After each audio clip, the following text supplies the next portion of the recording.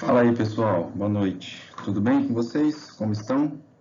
Vamos continuar nosso tema de clínica, né? Nós estávamos falando sobre síndrome choque, né?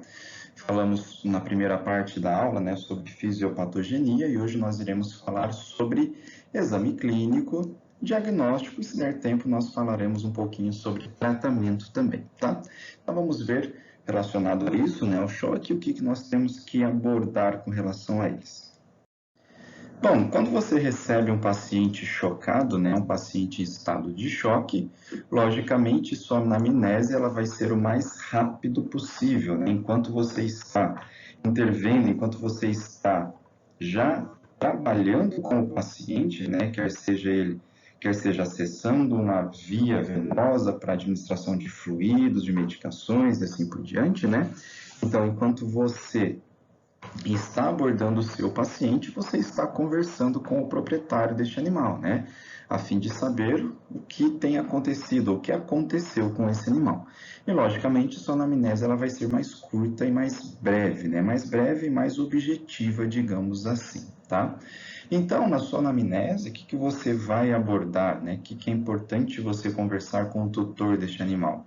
Se houve traumas, né? Se ele foi atropelado, levou uma pancada, brigou com outro animal, enfim. Se ele perdeu sangue, né? Se o proprietário viu que, de repente, após esse traumatismo, ele perdeu uma quantidade considerável de sangue ou não, tá? Se o animal apresenta vômito e diarreia, né? Lembra que o animal chocar porque ele está desidratado, né? Está perdendo líquidos pelo vômito e pela diarreia, tá? Perguntar se ele toma alguma medicação ou se ele teve contato, né? Se ele tomou alguma medicação recentemente, lembrando, né, do nosso choque anafilático, tá? E logicamente, há quanto tempo iniciaram esses sinais clínicos, tá? Então a sua anamnese ela tem que ser objetiva, ela tem que ser curta e ela tem que ser focada e voltada para o paciente, tá? Então isso que nós temos que abordar, né? Enquanto o animal já está na mesa e você já está trabalhando com ele, você já está conversando com o tutor deste animal, né? Perguntando o que tem acontecido com ele de uma forma muito mais rápida, logicamente. Não é aquela anamnese detalhada de uma hora que você vai fazer nessa situação. Lembrando que algumas situações, olha só, um choque por uma hemorragia aguda, né?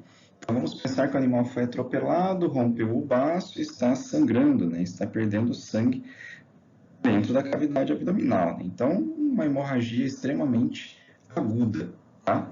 E isso vai levar a um choque hipovolêmico, né? Esse choque hemorrágico, no caso, ele vai ser extremamente rápido, né? Se durar algumas horas, é muito ainda, né? Até levar o nosso paciente a óbito. Então, a evolução de um choque hemorrágico, ela é muito rápida, tá? Quando a gente fala de um choque séptico, né? Ou um choque hipovolêmico por um vômito, de uma diarreia, isso pode levar várias horas, né? Ou até alguns dias. Então, a história clínica que o paciente começou a apresentar os primeiros sinais alguns dias, 2, 3 dias atrás, e aí ele chega até vocês apresentando essas características clínicas do choque, né? E, logicamente, saber se o animal teve melhora ou piora com relação aos primeiros sinais clínicos, tá? Então, a gente tem que focar nisso. Um choque anafilático, um choque hemorrágico, ele é extremamente rápido, né? Já um choque hipovolêmico por um vômito, uma diarreia, ou até aquela piometra que não foi operada ainda, né? E o animal permanece com ela, isso vai evoluir para um choque séptico, só que isso demora aí pelo menos alguns dias. Então, isso a gente tem que ter em mente também quando a gente vai abordar o nosso paciente. No nosso exame físico, nós temos que dar prioridades, né? Temos que fazer este exame físico de uma forma sequencial, né? Então, nós vamos dar prioridade primeiro para o sistema respiratório, depois para o sistema cardiovascular, depois iremos avaliar fisicamente, né? Grandes órgãos, massas musculares e, por fim, avaliaremos o sistema nervoso do nosso paciente. Então, nós temos uma sequência a seguir. E a sequência é essa: respiratório, né, vias aéreas, sistema cardiovascular, grandes órgãos, massa muscular e sistema nervoso. Lógico, essa é uma sequência que nós vamos utilizar para todos os casos emergenciais, tá? Vamos pensar naquele animal politraumatizado, mas que não apresenta choque. Então, a gente vai avaliar qualquer caso emergencial desta maneira. E, logicamente, um paciente que se apresenta para a gente em estado de choque, ele é um paciente emergencial, né? Então, a gente dará prioridade para essa sequência. Quando eu falo em vias respiratórias, né, então em vias aéreas, nós estamos avaliando função respiratória. Por quê? Nosso paciente é um paciente em estado de choque. Todo mundo já entende, já lembra a definição do estado de choque. Então, o que está faltando para o meu paciente? Oxigênio para os tecidos, né? Então, ele não tem uma distribuição de oxigênio tecidual. Então, eu tenho que avaliar para ver se essas vias aéreas estão intactas o suficiente para que eu possa fornecer oxigênio para o meu paciente, tá? Então, eu vou verificar frequência respiratória, vou verificar coloração de mucosa, né? Lembra que aquela mucosa cianótica significa que falta oxigenação tecidual, tá?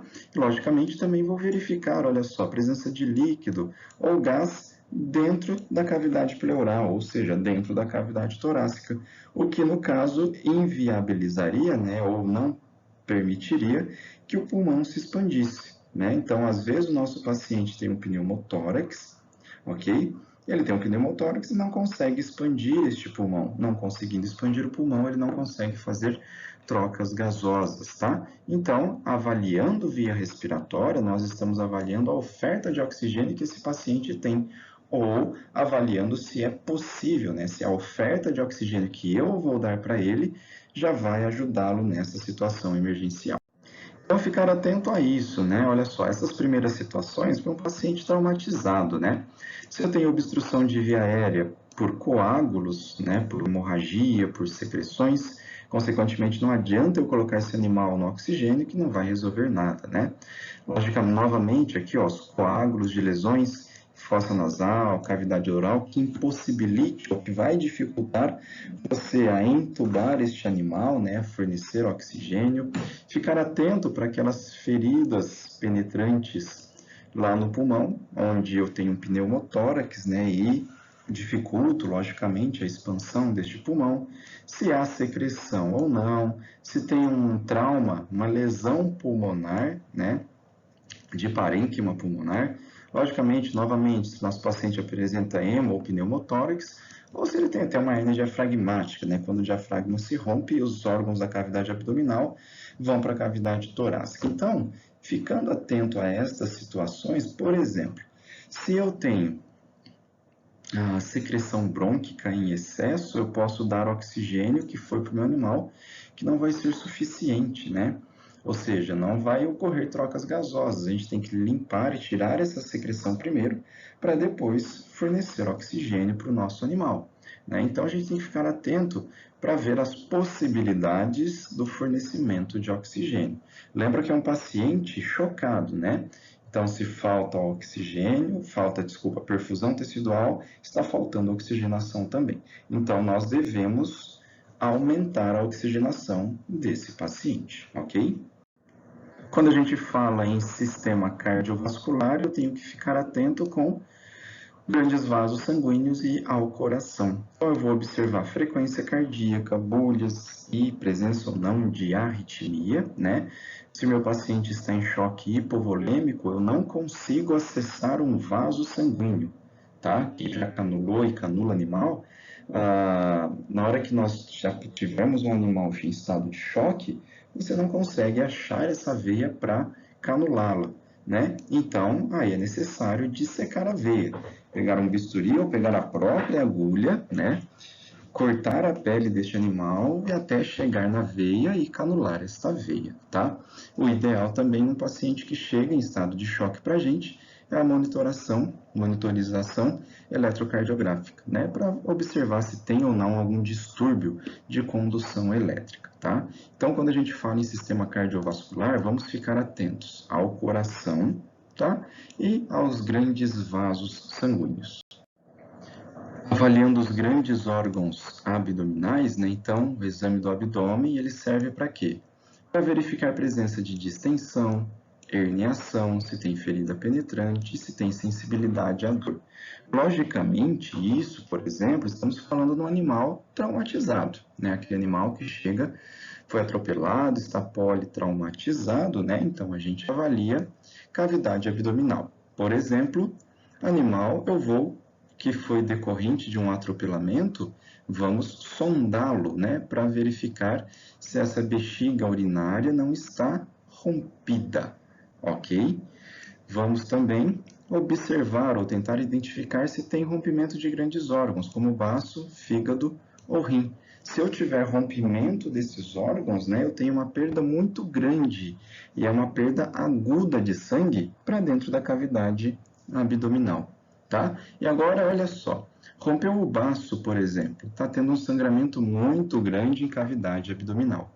Como que eu vou descobrir ali, emergencialmente, rapidamente, no meu consultório, se o animal apresenta ou não hemorragia, né, intraabdominal? Fazendo isso daqui, ó, paracentese abdominal. O que que é isso? Eu pego uma agulha, perfuro cavidade abdominal, né, na linha alba e aspiro. Se vier sangue vivo, significa que eu tenho sangue livre dentro da cavidade abdominal, certo? Outra maneira também de se identificar se eu tenho uma hemorragia oculta, né, ou seja, aquela hemorragia intraabdominal, é através da temperatura do nosso animal, não é isso? Se eu estou perdendo sangue para dentro da cavidade abdominal, o que vai acontecer com a minha temperatura corpórea? Ela vai abaixar. Então, eu afiro a temperatura do animal agora, né? Ele chegou naquele estado de choque, todo agitado, todo nervoso, com dor, a temperatura está até que alta, né? 38, 39, quer dizer, dentro dos parâmetros normais, né? Então, vamos pensar que o animal chegou com 38 de temperatura para a gente, certo? E ele apresenta rompimento de baço, então está sangrando dentro do abdômen, né? Dentro da cavidade abdominal. Então, eu vou mensurar e vou monitorar essa temperatura de 5 em 5 minutos. Daqui 5 minutos ele está com 37 graus. Daqui 5 minutos ele está com, 36 graus. E essa temperatura começa a baixar. Significa que ele está perdendo líquido lá dentro da cavidade abdominal e uma cirurgia emergencial vai ser necessariamente ela precisa ser feita. Tá? Então, quando eu estou falando de grandes órgãos, logicamente, eu estou falando naquele animal traumatizado, né? Naquele animal que chegou traumatizado para vocês, vocês têm que fazer uma avaliação completa dele. Se o paciente apresenta vômito, diarreia, chega em estado de choque para vocês e não tem histórico de trauma, né? Não tem porquê a gente, por exemplo, sondar a bexiga dele, porque a gente sabe que esse animal não teve nenhum trauma aparente. Novamente, para os nossos pacientes traumatizados, né, é importante avaliar massa muscular. Por quê? Quando a gente bate a coxa no canto da mesa, né, como que fica a sua perna? Ela fica arroxeada, né? O que é esse roxo? Nada mais é do que um sangramento no interstício, né? Um sangramento muscular. Agora imaginem um animal que foi atropelado e todos os grupos musculares dele está com contusão, principalmente o animal pequeno, né, de pequeno porte. Então, todo o grupo muscular dele apresenta essa contusão, ou seja, apresenta esse sangramento. Então, aquele sangue, aquele líquido que era para estar dentro de vaso sanguíneo, agora está no tecido muscular. Consequentemente, o nosso paciente estará em choque também, tá? Um choque hipovolêmico, um choque hemorrágico e hipovolêmico, né? Porque aquele líquido, aquele sangue que era para estar lá dentro dos vasos sanguíneos, agora ele está presente em todos esses hematomas, né? O que é extremamente prejudicial para o nosso paciente, tá? E, logicamente, se eu tiver uma porta de entrada nesses grupos musculares, né? Um processo infeccioso, então o que vai acontecer? E isso pode evoluir para um choque séptico. Então, novamente, é importante avaliarmos grandes órgãos ou grandes massas musculares, né, para aqueles pacientes que foram politraumatizados, certo? E quando a gente fala em avaliação do sistema nervoso, né, de um paciente politraumatizado, emergencial, né, ou no paciente chocado, né, nós estamos avaliando o quê? O grau de depressão desse sistema nervoso. Para quê? Para ver possibilidade anestésica, né? Lembra que o paciente pode ser um paciente politraumatizado que necessite de uma cirurgia reparadora, né? Então, a gente vai avaliar o grau de depressão anestésica e o grau de depressão do sistema nervoso para ver a possibilidade de anestesia. Ou naquele animal com aquela piometra, né, com choque séptico. Vamos avaliar o grau de depressão do sistema nervoso para ver essas possibilidades anestésicas, tá? Simplesmente para isso. Então, de uma maneira geral, né, as manifestações clínicas de um paciente chocado tá aqui: hipotensão, taquicardia, taquipneia, né? A hipotensão porque falta líquido circulante, né? Nós já entendemos a fisiopatogenia dos nossos choques. Taquicardia e taquipneia, mecanismo de compensação por causa desse choque que o animal apresenta, né? Além disso, sinais de hipoperfusão periférica, como o TPC aumentado. Lembra, todo mundo entende o que é o TPC? E esse TPC maior que é um TPC aumentado, né? Mostrando que eu tenho hipoperfusão periférica. Logicamente, podemos também apresentar cianose, e o que determina a temperatura corpórea é a circulação do sangue, não é isso? Se eu não tenho circulação do sangue, consequentemente, nossas extremidades ficarão frias, né? Falta fluxo sanguíneo, logicamente as extremidades ficarão frias. Lembra que o sistema simpático ele vai agir para fazer essa redistribuição de fluxo sanguíneo da periferia para os órgãos mais vitais, né? Coração, sistema nervoso, sistema respiratório, né? Então, aqui são sinais de hipoperfusão periférica. Se eu não tenho fluxo sanguíneo, não tenho fluxo nos órgãos, não chega fluxo aos rins, logicamente o paciente apresenta oligúria. Se falta fluxo sanguíneo, nós já vimos que temos a produção de um substrato chamado de lactato. Temos acúmulo de CO2 no sangue, pH abaixo, entrando no quadro chamado de acidose metabólica. E se falta fluxo sanguíneo para os tecidos, também falta fluxo sanguíneo no tecido nervoso, logicamente o estado mental ele fica todo alterado, certo? Então aqui são as manifestações comuns ao paciente chocado. E aqui vamos falar os sinais clínicos relacionados a cada choque, tá? Temos algumas diferençazinhas. Então, quando a gente fala em choque hipovolêmico, logicamente, nosso paciente ou pode estar em taquicardia, ou se é um estágio mais avançado do choque, né? Logicamente, aí nós entramos em bradicardia. Pulso do animal fica aquele pulso fraco, né? Ou chamado filiforme, lembra que falta fluxo sanguíneo. Mucosas pálidas, TPC prolongado, né, maior que 2, 3 segundos, né, podendo chegar até 4 segundos. No paciente chocado, esse TPC é bem mais alto, né? As extremidades frias, como a gente falou, hipotermia, ele fica naquele estado de estupor, ou seja, no estado semicomatoso, apresenta oligúria, isso daqui a gente já entendeu, que eu conversei no slide passado. Mecanismo de compensação, taquipneia, né? Respira mais rapidamente para tentar aumentar a oferta de oxigênio. Logicamente, fraqueza, uma desidratação, lembrando que é um choque hipovolêmico, né? Então, essa desidratação tem que ser maior que 10%, maior que 10% até 12%, certo? E dependendo do que levou a esse choque hipovolêmico, certo? Nós temos extravasamento de líquido para a cavidade abdominal. Vamos pensar da seguinte maneira: nosso paciente está com diarreia, tá?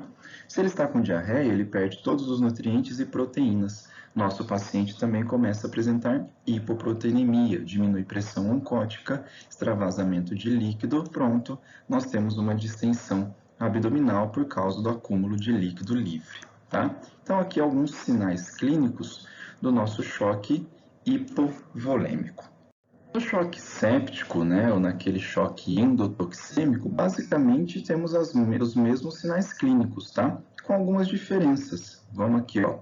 Nosso paciente pode apresentar sangramento gastrointestinal e petequias, né? Todo mundo lembra o que é uma petequia, aqueles pontinhos avermelhados porque falta a plaqueta. E por que meu paciente pode sangrar, né, no trato digestório? Quando a gente tem um choque séptico, nós temos a ativação das nossas plaquetas. Então, nosso paciente entra no que nós chamamos de coagulação intravascular disseminada. Ele consome todos os constituintes relacionados à hemostasia, ou seja, todas as plaquetas são consumidas, por isso que ele apresenta petequias e por isso que ele pode apresentar sangramento gastrointestinal. Porém, o restante basicamente é igual, não é isso? Ó. No início, taquicardia, logicamente, depois isso vai evoluindo até entrar numa bradicardia, pulso fraco ou chamado de filiforme. Numa fase inicial, pensa assim, o animal apresenta uma piometra, né, ou seja, um processo infeccioso localizado grande. Na fase inicial, ele tem febre, né? Todo mundo sabe que a febre é causada por um agente, por causa de a presença de um agente contaminante, não é isso? Então, numa fase inicial, o paciente apresenta hipertermia, né? Logicamente, depois isso vai evoluindo para hipotermia e as extremidades frias, né? É um choque, então o paciente tem um TPC alto, estupor, tem aquela alteração respiratória, né? Uma dispneia, taquipneia, oligúria, a mesma história da distensão abdominal, e lembra que a desidratação também é grave, considerado. Aqui o paciente apresenta, ao invés de mucosas pálidas, apresenta congestão de mucosas. Por que ele apresenta congestão de mucosas? Quando nós temos um choque séptico, né, liberação de substâncias vasoativas, então ocorre uma vasodilatação generalizada na periferia, né? Por isso que as mucosas elas ficam bem avermelhadas, né? Bem congestas, mas isso não significa que tem muito fluxo sanguíneo, tá? Notem que até o TPC é prolongado. Isso é por causa desses mediadores químicos vasoativos que são liberados nesse choque séptico. Num choque anafilático, né? Então aqui, ó, essa sigla é para cão e essa sigla é para gatinho. Tá? Sinais clínicos comuns em cães e em gatos, tá? Então, tá aqui, agitação, diarreia, vômito, salivação, coceira, né, prurido, incoordenação, podemos ter hemorragia pulmonar. Lembra que no choque anafilático nós temos liberação de histamina, vasodilatação e aumento de permeabilidade vascular, tá? Os edemas, né, de faringe, laringe e convulsão, coma e podendo levar até a morte. Então, lembra que no choque anafilático, a região afetada, ela fica toda edemaciada, né? Se for um choque, se for uma anafilaxia generalizada, isso vai estar ocorrendo em todo o corpo do nosso paciente, não é isso? Então, os sinais clínicos, basicamente, são esses. Lembrando que, além disso, nós temos os sinais clínicos do choque. Hipotensão, taquicardia, taquipneia e assim por diante. No choque cardiogênico, lembra que o problema está no coração. Ele não está bombeando este sangue corretamente. Alguns, logicamente, provavelmente é um paciente já conhecido seu, né, que você está tratando ele. E como queixa principal está aqui, ó, tosse, desmaio, cianose, cansaço fácil. Esses sinais clínicos nós vamos compreender na cardiologia, tá, pessoal? Então, nosso próximo tema, as próximas aulas, nós iremos abordar a cardiologia. Aí nós iremos explicar todos esses sinais clínicos. Mas, por enquanto, eu quero que vocês só entendam isso daí, tá? Com relação aos sinais do choque cardiogênico, está aqui palidez ou cianose de mucosa, TPC prolongado, pulso fraco, dispneia, fraqueza, aquele estado de estupor, né? As extremidades frias, hipotermia. Essa daqui, tosse, edema pulmonar e crepitação pulmonar, a cardiologia vai explicar isso para vocês, tá? Mas isso ocorre também por causa de uma falha no fluxo sanguíneo, tá? E, logicamente, eu também posso apresentar alterações cardíacas, né? Como arritmias, e até os sopros, né? Então, basicamente, pessoal, todos os sinais clínicos dos choques, eles são parecidos, não é isso? Com uma outra característica entre os tipos de choque. Então, nós já entendemos os sinais clínicos dos choques e agora vamos para o nosso diagnóstico, não é isso? Lembra que aquela anamnese mais curta e mais rápida, né, é necessária para tentar identificar a causa, o tempo de evolução, desde os primeiros sinais clínicos até o animal se apresentar para vocês, se foi administrada alguma medicação e se isso teve efeito benéfico ou não. Lembrando, pensando num choque anafilático, se houve uma transfusão sanguínea, não é isso? Se houve alguma transfusão sanguínea no passado, se eu fizer uma nova transfusão sanguínea, provavelmente esse animal apresentará um choque anafilático, tá? Então, a anamnese voltada, né, para o estado de choque, ela é bem curta. No nosso exame físico, né, ficar atento aos parâmetros vitais, temperatura retal, frequência cardíaca, frequência respiratória, TPC, pulso, coloração de mucosas e grau de hidratação. Ficar atento se o paciente apresenta oligúria ou anúria. Como que a gente vai fazer isso? Eu sei que meu animal tem uma produção urinária em torno de 2 ml por quilo por hora, certo? Então, eu tenho que mensurar quanto de urina ele produz durante 1 hora, tá? Se for necessário, sondar este animal e deixar este animal em circuito fechado, né? Ou seja, toda a urina que ele produzir vai ser armazenada dentro de um frasquinho de soro, tá? Observar a presença de diarreia e, logicamente, o nível de consciência, né? No momento inicial do choque, o animal fica excitado, fica agitado, liberação de adrenalina, redistribuição do fluxo sanguíneo, ele fica com esse estado de excitação. E depois isso vai evoluindo para depressão, estupor e um coma propriamente dito, certo? Então, ficar atento a esses estados. Não é porque o animal está agitado, excitado, que ele não está apresentando não está entrando em estado de choque, no caso. Com relação à avaliação laboratorial, nos primeiros momentos de um choque, principalmente um choque hemorrágico, né, pós-trauma, o hematócrito, todo mundo lembra o que é hematócrito, se não lembrem, procurem na patologia clínica que falou isso com vocês.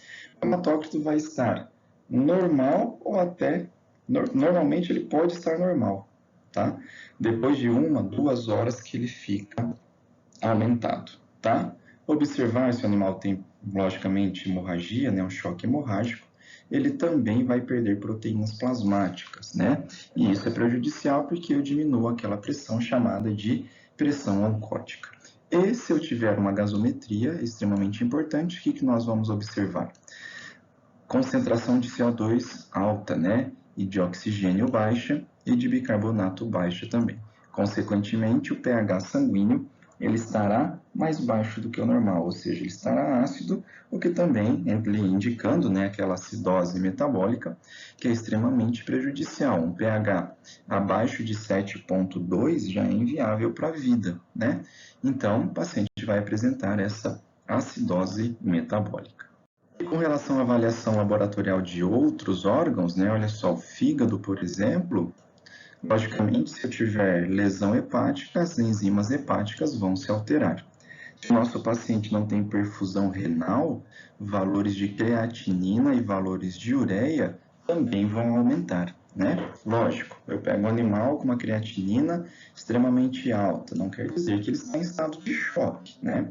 Mas o estado de choque, falta perfusão tecidual e vai fazer com que esses valores, esses marcadores laboratoriais, né, dos nossos órgãos, fígado, rim, eles vão se alterar também, tá? Então, isso ajuda a gente a acompanhar a evolução e a diagnosticar o nosso paciente também. Bom, nós já vimos, né, como proceder com o nosso paciente quando ele chega para a gente, quando ele é admitido na clínica. E agora vamos começar a falar sobre objetivos terapêuticos, tá? Eu não vou falar sobre tratamento na nossa aula de hoje, porque se começar o tratamento nós não iremos conseguir terminar, ok? Será uma aula muito longa e a gente não conseguirá aproveitar. tá? Mas quando a gente fala de terapêutica, né, quais são os objetivos terapêuticos? Melhor, primeiro de tudo, melhorar, né, o volume circulante, né? Quer seja através de uma terapia de reposição, que a gente vai ver, na verdade vocês já conseguem responder isso, né? Cristalóide ou coloide, qual que é melhor e em qual situação nós vamos utilizá-los, não é isso? Para que, otimizando esse volume circulante, nós teremos uma pulsação firme, forte, né? Aquele pulso fraco, ele desaparece e entra agora um pulso forte. Para termos um turgor de pele normal, não é isso? E o objetivo é manter a pressão arterial média entre 6,5 e 7, ou 65 e 70. Lembra que isso é pressão arterial média, não é a máxima e nem a mínima, é a média das duas. Então, quando eu falo objetivos terapêuticos, é para melhorar o volume circulante. Como que a gente melhora? Ou utilizando drogas, não é isso? Ou que drogas que eu estou falando? Drogas que vão causar vasoconstrição, que vão aumentar a pressão arterial, né? Ou repondo esse líquido circulante, certo? Que normalmente vai ser o mais é o que a gente mais vai utilizar, né? Vamos otimizar o fluxo circulante, então, além de otimizar volume, nós vamos melhorar fluxo sanguíneo, tá? Para o paciente, para o TPC ficar menor que 2 segundos e para o nosso paciente ficar alerta e responsivo. Melhorando o volume circulante, otimizando, né, e melhorando o fluxo sanguíneo, nós melhoramos transporte de oxigênio e o consumo de oxigênio, né? Lembra que o oxigênio ele é transportado para as nossas células através do sangue, ou seja, através da nossa volemia. Se eu não tenho volemia, então, consequentemente, eu também não tenho transporte nem distribuição de oxigênio. E aí, a nossa pressão arterial de oxigênio tem que ficar para ficar maior que 70 milímetros de mercúrio e a pressão venosa de oxigênio maior que 35 milímetros. Pronto, então quer dizer que eu melhorei transporte de oxigênio, tá? Quando nós falamos em melhorar consumo de oxigênio, né, as mucosas elas voltam a ficar mais roseadas, né, aquelas mucosas mais rosinhas, tá? E logicamente para isso acontecer, o nosso hematócrito tem que ser maior do que 20%, ok? Então, eu melhorei volume, eu melhorei fluxo nos tecidos e eu, consequentemente, melhorei transporte e, obviamente, melhorei consumo de oxigênio. Então, aqueles sinais clínicos, como uma taquicardia e uma taquipneia, eles começam a desaparecer quando eu melhoro o transporte de oxigênio e quando eu melhoro o consumo de oxigênio lá nos meus tecidos, certo? Então, aqueles sinais clínicos que a gente conversou agora há pouco, eles começam a desaparecer. Ainda, né, em objetivos terapêuticos, então lembra que nós estamos falando do objetivo do tratamento, né? E o objetivo é melhorar a pressão arterial, né, deixando a pressão arterial sistólica entre 100 e 160, né, e a pressão diastólica entre 50 e 100, tá? Lembra que na gente, né, 12 por 8 nada mais é do que 120 por 80, né? Então, uma pressão sistólica e uma pressão diastólica. E a média é entre 70 e 120, tá? Então, o objetivo do tratamento é melhorar pressão arterial. Melhorando a pressão arterial significa que você está melhorando tudo: volemia, distribuição de oxigênio e consumo de oxigênio lá nos tecidos, certo? Então, isso é o objetivo do nosso tratamento, tá? Outro objetivo do tratamento é melhorar a frequência cardíaca. Lembra que eu falei para vocês, né? Quando nós repomos volemia, quando nós tiramos nosso paciente do estado de choque, o que acontece com ele? Aqueles sinais clínicos desaparecem, não é isso? Então, sinais clínicos como aumento de frequência cardíaca, né, essa taquicardia, ela vai desaparecer, logicamente. Então, o objetivo do tratamento também é esse. É fazer o quê? Melhorar a frequência cardíaca, fazer com que a frequência cardíaca fique entre 70 e 160 batimentos por minuto, certo? Bom, O objetivo do nosso tratamento também é fazer o quê? Melhorar o débito cardíaco. Lembra que o nosso paciente ele vai estar em oligúria ou até apresentando o quê? Anúria, não é isso? Então, melhorando o fluxo tecidual, né, o fluxo sanguíneo renal, o que eu estou melhorando também? Melhorando o débito urinário. E aí o nosso débito tem que ficar dentro dos valores fisiológicos, ou seja, ele tem que produzir em torno de 1 a 2 ml de urina por quilo por hora. Então, um paciente de 10 quilos, ele vai produzir aí 20 ml de urina por hora, certo? Esse é o nosso objetivo, tá? Bom, a gente ainda não está falando como que vai fazer, né? Como que nós vamos proceder para melhorar esse débito urinário, mas vocês já sabem que é através de fluidoterapia, certo? Isso daí está tranquilo para a gente, que a gente ainda vai conversar, tá? O objetivo do nosso tratamento também é fazer uma antibiótico-terapia. Lembre que o nosso paciente pode estar em estado de choque séptico, não é isso? Então, eu vou precisar usar antimicrobianos. O ideal é fazer a cultura e o antibiograma, e a partir disso utilizar o antibiótico corretamente. Logicamente, no paciente chocado, inicialmente, isso é inviável. Então, o que nós vamos utilizar? Antibióticos de amplo espectro, tá? Como as cefalosporinas, ampicilina e até gentamicina, tá? Lógico, se for possível, você faz a cultura antibiograma, saindo esses resultados, ou você mantém ou você troca o antibiótico, tá? E lembra também que o objetivo é melhorar as concentrações de glicose, deixando dentro de valores fisiológicos. Lembra que glicose é energia para a célula. Se eu não tenho glicose, eu não tenho energia celular, tá? Como que nós vamos fazer isso? Utilizando a glicose a 5% e até também, se for necessário, utilizar a insulina. Logicamente, isso a gente vai conversar no tratamento, tá? Então, agora, nós só estamos falando dos objetivos, tá? O objetivo aqui, no caso da glicose, é manter a glicose dentro dos valores normais e fazer essa glicose ser utilizada pelas células. Como? Através de uma insulina exógena. Lógico, numa dose inferior à dose que é utilizada para animais que apresentam diabetes. Ok? Então, esses são os nossos objetivos, certo? Que é o que a gente vai conversar na nossa próxima aula. Tá? Na nossa próxima aula, nós iremos falar do tratamento em si. Mas creio que vocês já podem imaginar, né, já podem raciocinar da seguinte maneira. Se eu tenho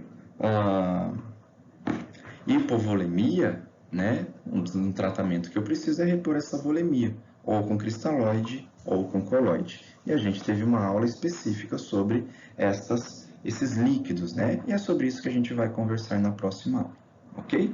Então, pessoal, nossa aula de hoje é sobre isso. Façam as suas anotações e venham tirar as dúvidas comigo. Espero que tenham gostado e nos vemos na nossa próxima aula. Grande abraço a todos, pessoal!